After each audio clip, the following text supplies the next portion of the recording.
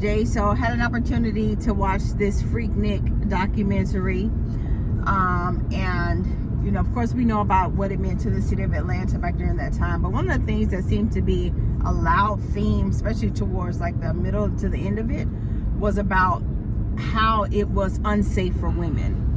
When I know, because I grew up during that time, I remember the stories of women who were just as vile, if not more, than the men. So I just want to know, you know, if you've seen it, and then what your reaction to that is. Yeah, I saw it.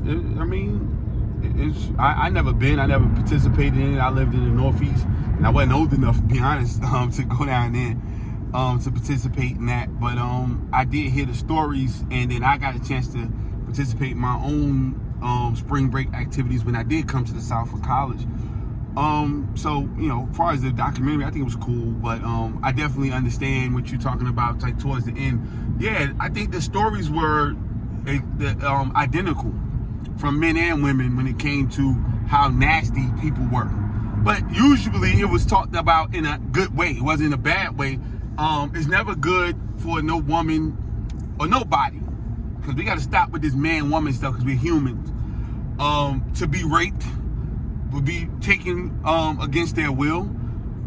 Any of that, that's not a cool situation. That's not good. It shouldn't be tolerated. To piggyback off of what you're saying, or to tag on what you're saying, men has always been in a situation where they can be touched and you can't say anything about it, especially if you're touched by women. You know what I'm saying? And so what I heard from people who participated in those days, where people would come back who was fortunate enough to have some money to go down to Georgia, or when I got to college, because that was like around the time when it was shutting down, and everybody was like, oh, I really miss FREAKNIK. And this is men and women saying those things. Oh, dudes would just do this, and we would make the dudes do it. We would make the dudes take their clothes off, make them do certain things, and then the guys were saying what the girls would do, and what they would tell the girls to do. And it was a lot more voluntary actions than it was led on to be in these conversations that was filmed on this documentary, as well as, you know, how things get portrayed. Spring break is typically something where men and women, young men and women, emphasis on young, go and lose their minds. Not just men. Young women are doing just as much. Now, again, we don't want to go with the gender situation, because it's not even a clear thought process about what gender is in this country anymore, right?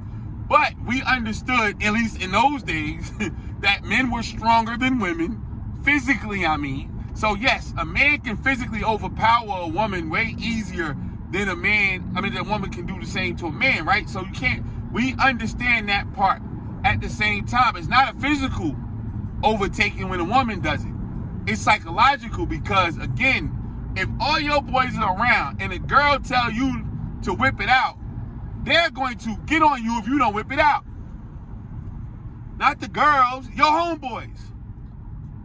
If she asks you to do something to her that's vile, and you don't want to do it, and your boys are there, it's a good chance a weak-minded person will say, okay, I'll do it. Now, if that's not doing something against your will, I don't know what it is. Because if that was a woman who felt that type of pressure, it would be a whole nother conversation. But again, it's not man and woman. I just want, at some point, and I told a friend this, because they always say men got these conversations that they're having behind the scenes, women have their behind the scenes conversations. And then the goal has always been for us to come together and have this glorious joint conversation. But that has never happened as of yet. So as I told my friend, I said, I think we should do the inverse. I think we should get together and have this real rugged, nasty ass conversation about how men and women are, especially in the black community. Get all the ugliness out, every bit of it, and then see what happens when we go into our separate corners.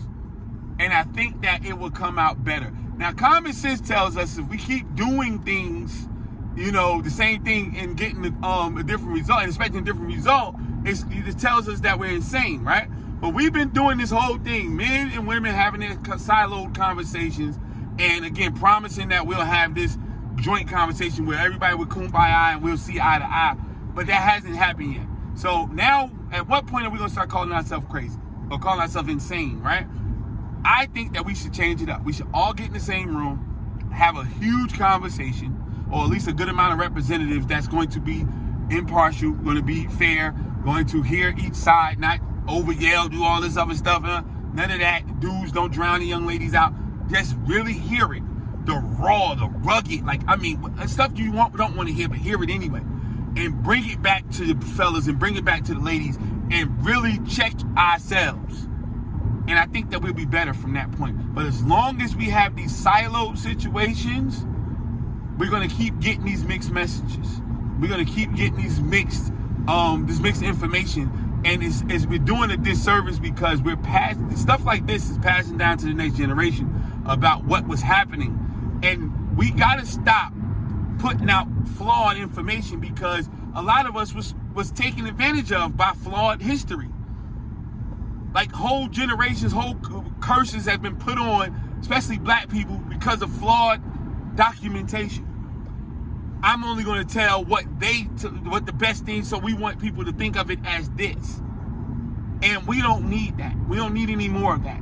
And it sucks because now it's self-perpetuating. We're doing it ourselves. We can't blame the man for telling us his story.